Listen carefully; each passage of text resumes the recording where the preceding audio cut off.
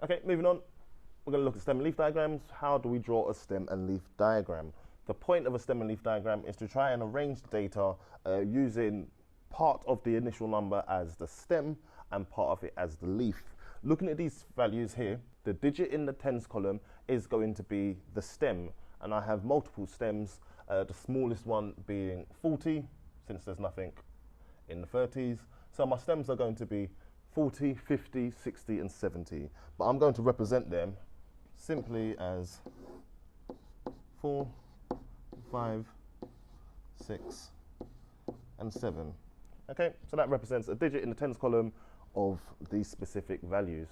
As I go through the list, I'm going to add them to this stem and leaf diagram. What we're going to do here, we're not going to try and order them the first time round. We're actually going to do an unordered stem and leaf diagram, and then we're going to order them, which is regularly going to be faster than trying to do it the first time round and going through the list many, many times. So what are we looking to do?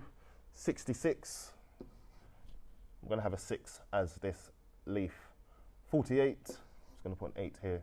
59, really quickly, just producing the stem and leaf diagram as necessary. 57, 52, 48, 65, 42, and 52.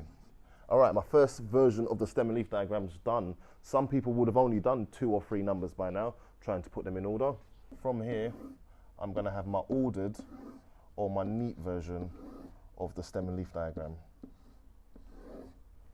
Okay, looking at these numbers in the 40s, I can quickly arrange those in my head. Okay, so we're looking at 2, 3, 8, 8.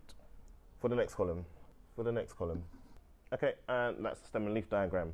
We want to be sure to include a key so we know exactly what this means. A 4 before the line, followed by a 7, that is going to represent 47. The reason we do this is that we might have had exactly the same stem and leaf diagram, but that incident would have represented 4.7 or 4,700 or any other combination of the digits 4 and 7. So just to be clear, we make sure that we include a key, and this is how you should produce a stem and leaf diagram. As we move into A level, we'll maybe look at double-sided stem and leaf diagrams and a few more variations and uses of the stem and leaf diagram. Just to point out, I did line up each of my digits so you can see that they're in a nice row, I should say column, so that they're in nice columns. It's going to be functionally important as we go through. All right, so that's not just for the sake of neatness, that is going to be mathematically important as we move through A-level maths. Okay, be on the lookout for that.